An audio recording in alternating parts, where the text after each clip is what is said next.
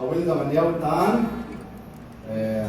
mi lai tam che ben I lo nyo ham tile lai ka to sung chun ka gere na hile adam option ka mo poin pasal pa chon lo ting lang ni be ha de bo ka gere tu chung he ki pam ka sa in kum sang ni le som ni le go I mo ki ki pam ka san pathen thuai lu san min thu ma kai ta bangin thu pha ka sei lo no min ai ji chung inam sung le gam sung a hen pulpit a hin pathen thu tam ta ina sei po bin nam thu tam ta ina sei bin isay bin ikisay mangsuk kevin doing popular government in ikamolo in popular government ko hilabin tuahi kum tha Mars tarik kum sang nila som nila sige Mars ahi MLA election home ding ahin I separate administration ucha mangtan nampi ang tapon koi MLA kaide ham tihi iboy tabin chugo hilabin inampi hi juda sanga ozo en tabin tabang hen live hen lung kham le lung don mam amen mi za thumbal the ho in sumi te ho hi alunga the na dam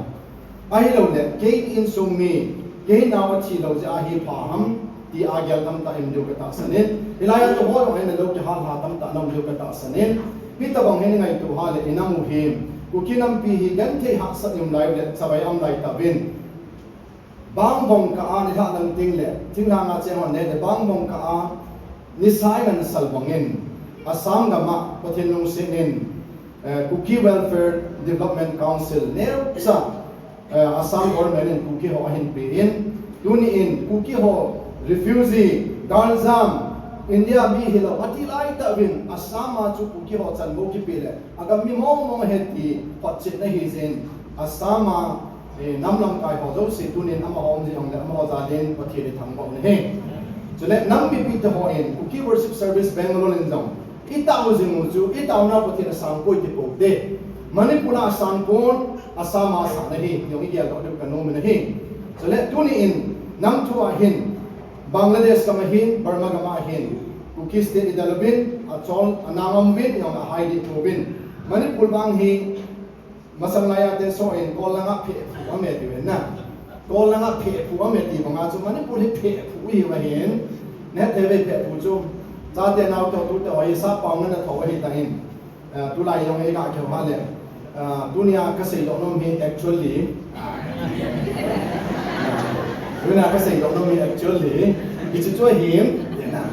ei pau da na ke nai to ei pau yong cho ko ei ho yong cho ko sau in there the more mo ki nom selen biryani ko me ham ki hel so na ya so hita bang hi win ka sei nom su bi nam hi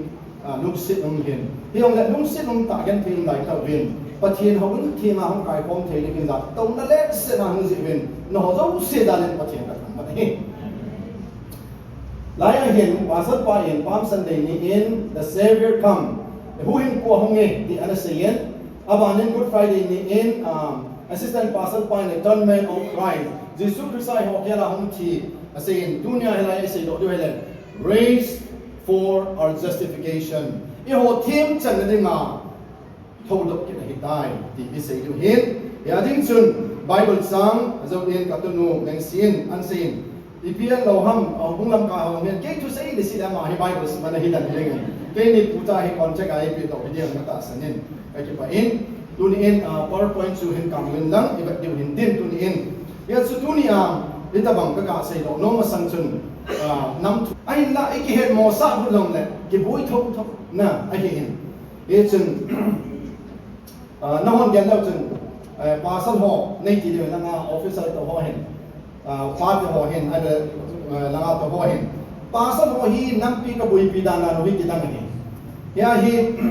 tu chunga front line na mo chun hen bai kabin khaidang hungin kapu pia sin fonin dada mo yam nahi mo atinena hepu front line na ka hila katin ita mo tene nam ngani nga ke ka hin ke ngani nga na nahi katin na ya jo eventually so pasal taw na mang de ba thing noi mi hon taw na man ba pasal gal kol tam ta ta bin ai pi hilang na tunin ilaya tu chunga gal za mo ai le Manipur boys ahong ka het si hok tung ti tung setan Manipur boys ai ahong do ka ti hok tung do ti tung se ta tung bon se tan tam he jeng cái ba mẹ quay cái mình nắng cái ba mẹ cái tiền là cho nó họ nó tuần chỉ phải hiện nó không làm gì ngoài cái bài đâu cái hiện ai bị này các cái gì nó nôm xuống cái dòng hiện tại bằng năm một cái thì họ sẽ thuộc lại mình what can I do for my people na cái mỹ cái này cái bộ thấy đã hàng thì cái cái chi bị hiện bây giờ muốn thế nào cái xây lên này anh nào tổ sang cái thịt bị anh nào tổ hi cho tâm ta phải trồng lo được amen bây giờ cái dòng bên là cũng kiên bị họ có cái mà có cái họ nói cái xây lên cái nông sản tan sum nên đồng hiện bên cái gì ibida sum nên đồng hiện ta sai họ hiện sang rằng ngang sang hạt mình đồng hiện nông sản tan này giàu sa hiện bên cái gì ai là no more settlement có cái chân itin nang min giàu đâu thì thấy đó cái gì năm bia ngày lúc bé sẽ đến cho nên là cái gì nó nông chung nó sắp tới năm mà đi ngã cái bằng yên tu lịch dân đi yên EP long lệ tao nó đã cố hình là viên sum là bài hình là thà là dùng ngày năm mà cái bằng sinh yên hết tầm hết chỉ lại viên in năm một khăn cô cái việc tiền lệ cái đồng sĩ yên cái ngày lúc này hiện đã in năm một khi tu đi yên ít chỉ đạo họ cái việc tiền hàng lệ thật sự là mình hiện ai là cái họ là tông cái hiện và thì nó cái tổ na hiện cái gì đó nó chút chút chỉ sa January February March là sum long hiện mission conference về nhiều lắm các mang viên tua hi ang hung ning tarik som na nga apana hi Bangladesh kuki chin ho bom kuki ho la mission conference bola kachapa da moden to ke ni speaker la chi honi ka hianin ni tabang chun inam ane nga contribution bol thei pe na ka ngai tu chu pathin tu ha sia seiding hu in lam pya kui de ai chu i thiu yong la amang hiu chu ho nam hi na manipula nga chom haden ga oi lai tu ham sadai sna nga mo chu epi mo ki de lai hello em đã cắt là bao chưa đã hạ cắt là mua chưa hạ men lọ hàng là thì hầm như bị mua lắm cái gì cho cái hẹn đầu này thấy gì vậy nếu là số đó cái phát triển cần thọ bao nhiêu năm thọ làm đều cái gì nó nông xuống hiện tại bằng gang cắt mà hiện tại bằng nhân thì ít thọ lại mình sân là tâm ta ít thọ lại mình đi gang này thôi đấy ít biết gì bằng thế này about thế ai thấy có biết số nào chỉ đạo về anh ấy mong muốn đây đã chỉ cần dùng thêm mà dừng dừng chỗ nào cái bộ đặt thế gì này anh hiện là cái về cái hoạt động chân kia bà sao họ đồng gang cắt thì mấy thằng bé cái cắt thì là cái gì đấyจะป้องกันห้องเรียนเป็นบอลลูนเนี่ยหอกกันเนี้ยจะเขียนนะแฟนเอาแฟนเด็กอะไรมาเสร็จแล้วป้านั่งปีนั่นเลยเปลี่ยนเสนอไม่จังนะข้าเลยก็เกี่ยวกับที่โทษดำจ่าจุดพอตายแล้วงานที่เสียเลยป้าเนี่ยอันนี้จ่าไว้เจอที่แกแล้วเป็นนักปูนว่าผ่านที่นั่นไอ้เปียงเล็กจะลังจูทุกชมเห็นดินว่าการนี้เงินเสียน่าหนาต่อดินตำตายในวินดุนยาหิมอีสิ่งน้องมุจู raise for our justification อีพิธีงานจิสุคริสต์จูทวดฮัมนั่งเล็กกี่ถิ่นสันติงาทวดหิมโรงบุงลีนะจังส่งในหลังงานจนเป็นสินตาวินจนไอใจบุงส่งงานทุ่มสังลีจังสิลีนะจนอิมุนเห็นอาบานจนเดียวดิทุนีอินทุกปีอายุมาสังเวียนทุกมาไกลตะบังไอเสียโน้มจะดิ้มจะเบียวเดือดหันหน้าจนลูปีตาเจรุสเลมอดุจนไม่ปีหัวจนลุสนาหัวอะไรวินอามาหันอาสัมุใจเลยโฮสนาตีอินอาสัมุเลยอะไรจะไม่ปีหัวอาสัมุโฮสนาจนอีปีที่ไหนไม่ปีหัวไอ้ป่าวไอ้ทำ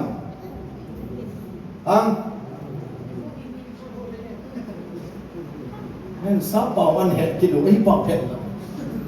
ไอ้เด็กติ้งปุ่มหันไม่ถูกยังไงบ้างสิล่ะแล้วจู่โฮสนาอาทิตย์ช่วยเลยในหูหินตาเป็นนะตุนในหูหินตาเป็นดิจู่เยซูคริสต์ดิจู่ปะไก่เยซูคริสต์อาหงป้าจู่อันนู้นน้องหันอาทิตย์ช่วยนะโฮสนาอาทิตย์ว่าเยรูซาเล็มกุปินายาจู่จะไล่หิมอามาอินสังานโนวัชนาหงตัวบ้าปะไก่ยิสุจุนลุสุนาที่ช่วยว่าในหูหินตาวินที่อาสมุปะเป็นเจ้าไอ้เนี่ยนี่จะไล่ตัดส่วนอีกอย่างก็เดี๋ยวว่าก็ดีสาใจเลยมิปีหกกี่ปารันจู่โอ้ตัวนี้เห็นจุดนั้นเตะเลงป่าหุ่นตายที่อากี่ป่าจู่ท่านงงจู่อาบานจู่กับเบลเดน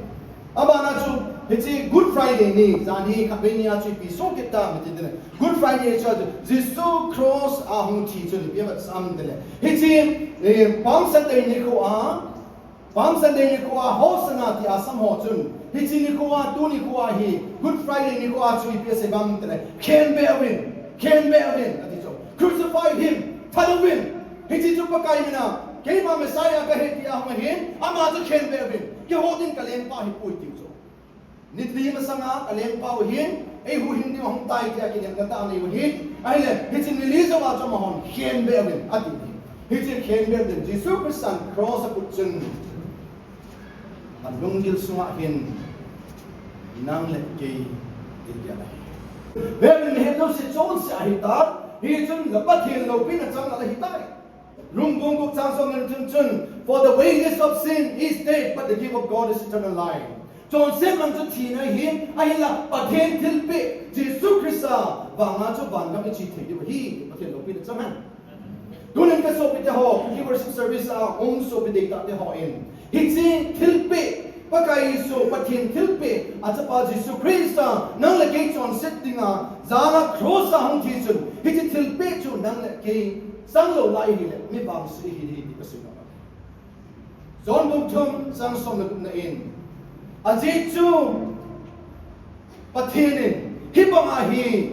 ฮิจิมิโฮฮีอังไงลุจิอาครูสังเทฮีอามันบานน้อยฮัตโตดังที่นามาบางอาศัยจบานจีพัมเตเลกุยฮิจงเล็กอาทิจูมิยาวเสียดิทีฮิอาฮิบังมิยาวเสียบานของจีโร่ดิทีนะฮิจูกุยฮิจงเล็กอัตตาเซนเซนซุน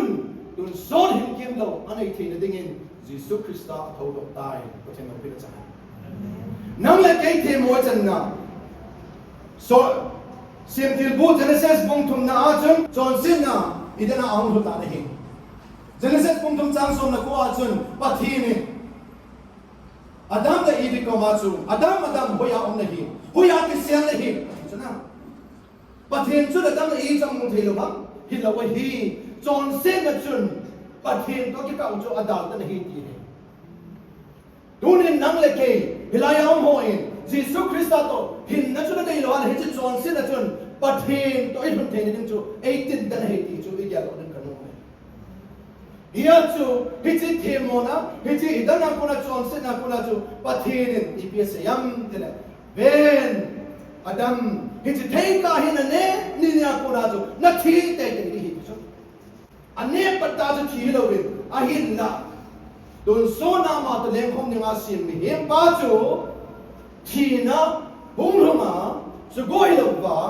ปัททีนโตกิขันกักหลักนาถ้ากาวากิขันนั่นชวนน้ำไม่ตาเสียจูมีเห็นเตี้ยยังอาจันบุกกิปีจูปีหิดามหิดันชวนเสด็จคนอาจูจนสอดไม่ดีล hellfire จนนั่งเล็กยังอากุศสาวหิตาเสียจูเฮจิปั๊มสันนี่ปะกายโซเยรูซาเล็มกุปิสุมาแค่เทียถูดินเฮดฮีอามาบังดูนี่หินบานน้อยหักดอกดินกัวหงตายปะกายโซมินาบุงปาจูอนุนมแห่งออสนาในหูหินตาวินยาสักวันอาหินดา Good Friday นี่เองเข็นเบวินกับปองตะโปเบอาทิตย์นี้เองอาหินดาฮิตกับงานเบเห็นเต้นอาหิบังจุนครูสาปะกายโซที่เข็นเบจุนที่เกิดดังนี้สุดนี้ขัดนั่นช่วยพิหามเตละโรมสบายจะลำกายปาจุนปะกายโซนาทิงาสุดจุนอามิลหอยละวะหินฮิจินาทิงาสุดจุนตุยสิเลที่สนามพอดจุนอามินาหินเทตานะฮิเลอามินาดำตันคริสต์ที่สนาดำน้ำเจนประเทศเราพินาจักฮิจุนตูนินกษัตริย์แต่หาตูนินอีปะกายองค์เยซูคริสต์เลยสนามาโคสังที่หินนั่งเล็กจอนเส้นไงดำดึงอาหมาฮิตีฮีตูนินอับเบลก็สิ่งนั้นเกิดขึ้น Roman centurion มีสหัสจงอาไปห้องปาจุนลิมปีห้องเกี่ยวอินส่งปีห้องโปเกตาอินไอ้เรื่องเจรูซาเล็มกุปีสุงาปลดานจห้องเกตานะฮิเลฮิจิโรมสิไปกัลวารีครอสอาปะกายสุกาตินาไปเป่าจุนอดิลสุอินฮิจิมีปาบังฮิโอปะเทนดิตาฮิปะเทนจะปะโมเฮตินฮิจุนฮิจิมีหิมปาจุนโรมสิไปปาจุนเยซูคริสต์หินนันเอตายปะเทนเราพิจารณาฮิมาจุนครอสมาปะกายสุกิเข็ดเบบีปาจุนโอขัดปาจุนโอเดบายเยซูเมสไซยานังมาเลฮิอามินาลสุดัมเทียมิจอกฮูนัมุสาเทียเอลบายลัมจอกซาเทเลอีปินงาเอโฮทุมินในฮูโดโดฮัมอีจับังเบบสมในฮัมตินอาสัมเซตานะฮิมอาฮิดดาอสุอิดฮอตุซันกเซเลนองจูขัดปาจุนอาหินโพตานะฮิอีปินไซนะฮัม nang na kay mi John say hi chume atidi na lom cross a ki ken be chu success na cha hoi hi ne hi chun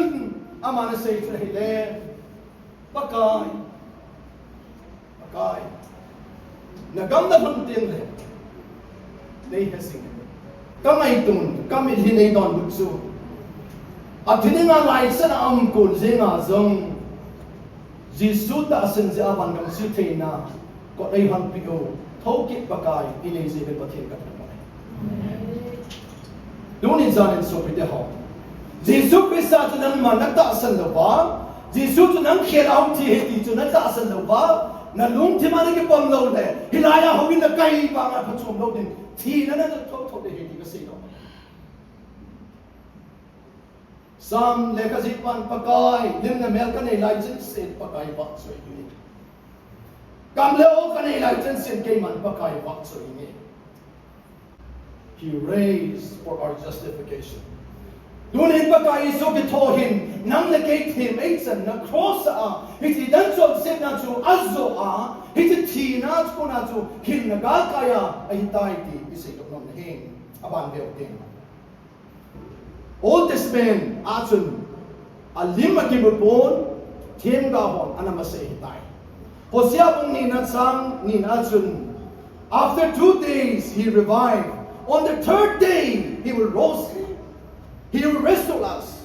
Ni thum ni dok tin achun pakai na leng asin dok kide hi nakini. Zona bung khana chang sagi na chun sei kide hi. Zona chu hiting api oi sunga chun ni thum le chang thumam na hi suna. 3 days and 3 nights. Hitu na gatsa chu pakai su han khuan ni thum ne zan thumam din chu. Zona kumza gu masanga hitu them ka pa chu anamu sa hi ta nei. Sam som na gu na chang som na chun. Oh hiti mithen pa chu hitu. The Holy One will not decay. Hiti mithen pa chu pakai Yesu Christ chu han khua chu mon dan lo din ki thau lo he ki le pathen lo pi cha. Hiti Yesu Christ mithen chu lung dan lo din mon mang lo din ki thau lo ki de he. Genesis pung som ni chang li na chun on the 3rd day ni thum din in Abraham le Isaac to sum chen he. Abraham pathi na ko chun Abraham nang man na chapa sangkhat Isaac he pum bo thil to dai pi de ti chu missionary a so le ti lo pi chu pum go thil to ti chu na li den kang suma me ada bo gam his nam chu ka da ti le ke ma ka lung thei ti ti chu pum go thil to den pi na ka jing ni ka ta sam ken chapa ni ka nei jam hang le dam le khat ben pe don ti yong lo chun ka thi da ka pan de ka protect ka ngai Abraham nong ngai do hi ai bangin Abraham ta asa chun pathenin athi sal ma tho thi ki hi ti ata asa le pathin ka he chun Abraham le Isaac ma morai hang akal to chun thing go po bin nidam tin le mai cham sima chi tin le ke moi lo ma po ji hu chu tu chu ma bang hi thing go po ba chi ni thum na ma zo hi tan he pa thing ko lam ta thing ho lam ta in hoi cham pum go thil to din sa ta Abraham ka ngai to chun king la po chun te si kum som ko le ko kum sa ka hi a cha nei pa chun amin hi ki ki ka ta sa oh ka cha pa he pathin akila agu le ta ke jong le ama ai ko pa hi sim pa hi jin ka pe din he ati ki ya ha he chun horai ham ke nu chun Abraham acha pa ila chu khawa henin thim ko chung achana koi na chamala don o pathin nang nei pe hen nam ta pe ke dei tai tha ku chu pathin Abraham bol hin ke hei ta den ta ka ke ngai le o thim bol a chun ke ngoi cha hai ta amen acha la in pum go thim to bol ta hi pathin lo pe na cha Jehovah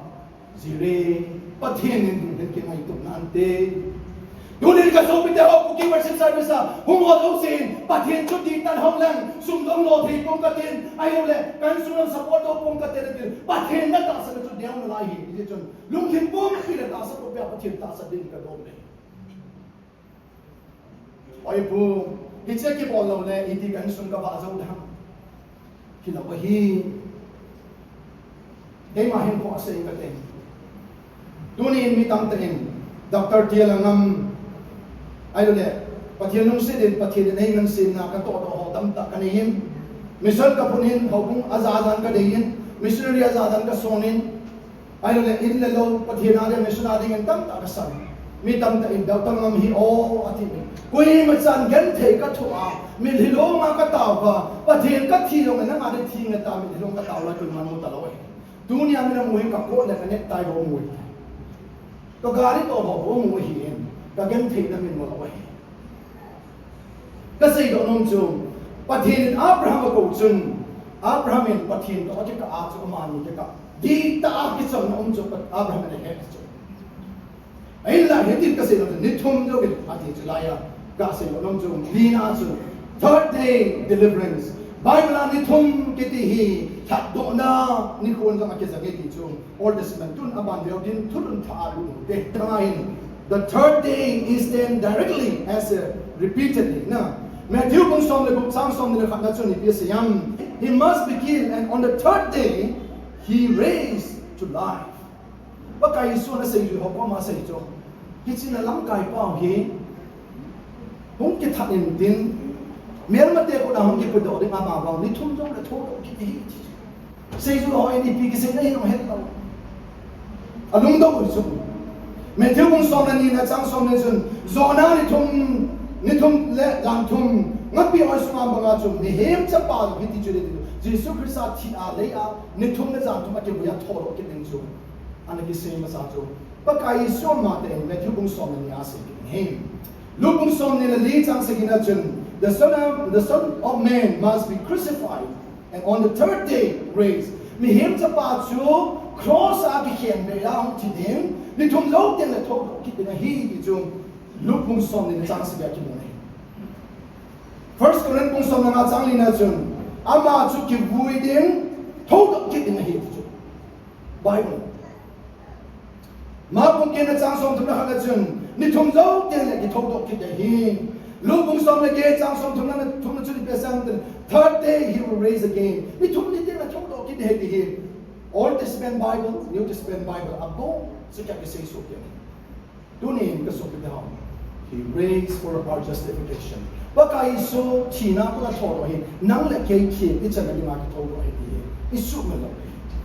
aban na bel de and share for the Christian faith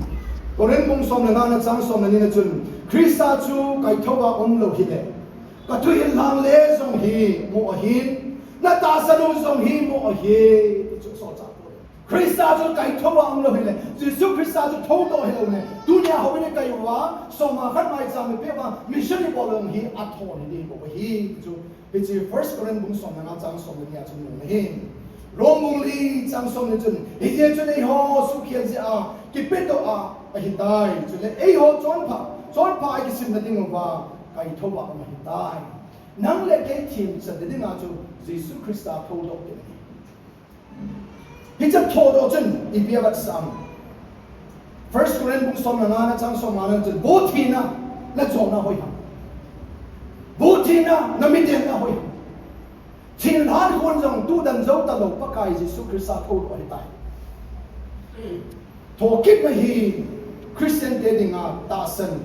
ki bul pu na da ta hin. Hi chi tho kit na hi ki da pi zi ba pathi ni ho hoi ti hi tu ni kha nai le du ka ni aba de It's sin and death. Baka iso tina mo na todo chun. Son set le tina gal zona ane he. Ne romung duk na chang ko na chun. Aje chu athila ko na kai thau Krista imati chana thiloading a hi tina in achunga thu anei tapoi pathelo pi na chang. A thu anei tapoi. Dunia Jesus Krista Jadi now daw dunia baptize mo baka iso dai sila tia ki puya atholo bangin keizong alim thong etia dunia ki phungno la ki thodo chana bat sa chung baka iso tia thodo ki abat sa hijuni bam de tikit ta lo den ka hi ki nesu justification sins penalty removed no condemnation remain e ho thi mi cha daw chun hijlei sin tila ko thi mo chu e ho chu ma chu ta la hi sanctification a su thi na chun His believer can live in obedience. Glorification. They will be fully destroyed in the future resurrection. Jesus Christ taught us in Jesus taught in John 17 it bring new life. In ko thalang pi pe hi so. Rong kum na changli he chi sia chu ba lo pina banga Krista thila akuna kai tho banga chu ei ho song in ko thalama chu iso thein ding over baptize chan na hi athina ama to ki bui tha I ta ve sa to thina John say cha te nau te ko se no nong chu baptize na chana ta san nei no ko nin nong chi ki ta hi Nida mana chi na mana chi kita hin na por ni ho ta hin pakai dingin kalso panta Ejun 1 Corinthians som naga chang som ne jun athi hola ko ni atho do ta na hi athi hola ka tho do kai chang som ni ni na jun is na mi ti le adam ami yo se ti bang a chu Christ ami yo se in sa on de hi pathe lo ki na cha Adam John se ka hi yo se John se akisi mahitan ama bang Jesus Christ in Tina ko na hinagal kaya so atasan do sitting a middle sitting out of kid la mahitai Jesus todo kid him tasan sate do sitting a in kota epi ohitai hin kota di hin kuluhin ohi we must have a new life in Jesus Christ hin kota man mai mi ben ta khatun inu ne khali chong ne thu sei mai okay Jesus patasan mi ben ta ka hi ai hobung lang kai ke ki tian lang pathin na ngomong ki tong lo han lang Patien ali ni macam kita boleh boleh tipi macam tu. Tu lagi Christian tu, dong dong nam tu ham tu lah. Hin kota, hin lobin, hin kului, zong nom besar. Mitam tain hin kota kede. We have to be different from the world. We have to be transformed. Do not conform with the world, but be transformed. Hin kota iman. Tu ni saya Christian kum som ni som tu ni tawa. Pathin thakau man thai hu on nga kal thak chang so ngai lo kun mai thina ai then we are wasting our time. Where is our new life in Jesus Christ? Bakaya ni hin ko tai man nau thoi lai om na hi aban chu be ke te aman chu man pur ho se tang hai hi lo abon chakya aman jo se ke pe chai dai there is power in the name of Jesus to break that every chains. Jesus Christ aju hiji gen kondau satan sung pula gen kondau siam chu Jesus Christ amina thim chan na thikau I sa bang yong le ei tu zo ta lo du he ti chu Jesus Christ ta sa chu ma hitai ti se yong na al sai lam kha ba de so de ten thokin na hi mi pen tha ho tho na thum be amen John so tho na ha be li be pa kai su a tho do chun Matthew cũng xong như là sẽ khi xong xong là ni xong là chun chun mi thiên tam ta có thâu độ hồi chỉ thâu ăn thâu hạt này about a rapture Christian tên hậu bung này kia biểu cho hết lệ bác cái số và lai số là không à xung quanh một tên là mi thiên tên đâu sẽ hậu cái khéo đến Christian chỉ sao hậu cái thâu độ để hi cho anh ấy cho này ở trong này tribulation cái chạy tiếng là hiện Turun wilaya Old Testament kama ta sen sa to the tribulation na Lord do da kama Lord do nam ho do se thoro nam de hi he chu resurrection mi them ho thoro nam de a chai na chun phang pi tho na chu white throne judgment lal do da kama hin mi pin tha ho he ta lo din mi chon so ho thoro na din he chi mi chon so chu tun so me di la ding a thim mo chan ding a thoro de hi dunia race for our justification. Baka Yesu thọ chân thi với chân là đi phi ra chứ thi chân là chạy nằm đeo để slide cho việc đấy. Yesu bà na akal tàu tai, so cha bung phát sang cô sang sông là hạt chân. Na hon mi ho, na hon đi phi na vẫn nào lại hầm. Tu nhà nam mô Yesu Christa, thì na cô na cái thọ đó bao giờ vàng gầm chi hiện tại thì lâu pin chân. Và na chỉ tôi hiện, so cha bung phát sang cô na chân, sang sông là hạt chân. Dunia Yesu Christa pan kama china mu bangwa hi nikhat ten na hung kit hi second coming of Christ is certain baka Yesu hi hung kit te hi ti chu he che Bible sang chu ni mu so hi dunia hi atho do ja hi na ke thim chang hi da le baka ke jong nei mang sang baka ke jong na ma de hum ta ni tu ni hin pa thina da ki pi de bin make it him hey bon saben you know they so we stand together let's sincere with them so we tahu ni ham pangin patinin kun sang ni song ni lagu Easter Sunday talking ani ko ay musaki o lopi ka sa nang lagay tiyem sa nila matolo ay tan dunia ay nang matiyem sa hita bagay Jisu ta sana dun sorgam lo din nga nang mamaki ka na di ka stop ni digialin ka sopi okay ni china ay ka to patin day lo hin mi de lo china ka to ay ba ka to lo dai ka ti ham ti san daladan patin day lo ka to ho to daladan kun san ko kasi patin ni na halo de ay lo duni chan ke ya mi pi hello ba patin nung ne lo na chon ho lo si daladan duni azit jo hin ko tha hin gului da tha hin ko tha ai man ta ding singin pakai Jesu Kristain cross a thina chon se zo se cross a khat be a thia thong to kita hi ta le hi chi hin ko tha mang din chun ka so pi na ma tu man kan tin ne Dr. Pu tuni in ke jam pathi na ding in kahin ko hi pathin thi mai chang hi ta ama ding kahin nong tai ipilang pang hibang kahin po hi ase ke yung pakai ding in kahin nong tai ti ma na khot nu te ta ma man pi no me pa me ko ha te o pakai nung se dim se hin sin ka pathin na sa ti chon se na thiding ta sa pakai ki na nei la ba kong nai min mei dil ka chan diu pakai nang man Jesus Christ ta pakai Calvary ngai lu na hung ho da ba dunia thokin ani ko lo pi ta nei mu sa ta je ka pa thu se na me ka pakai na sa te nang adi a hin no mo do se nang ma lu se te in van pathin nang ma pathin ko na ka thu pi nei o pakai nang mai hin ko lui da tha a hin ko tha na mo ta din nei pui zin ta bin din na thu pat thei ko ding in na jar ji su na pa thu se ko ma thang ba na pe a nang so hang ta we to we te tin tu mai ho do se pathin mo cha ni pathin ko ta ka pai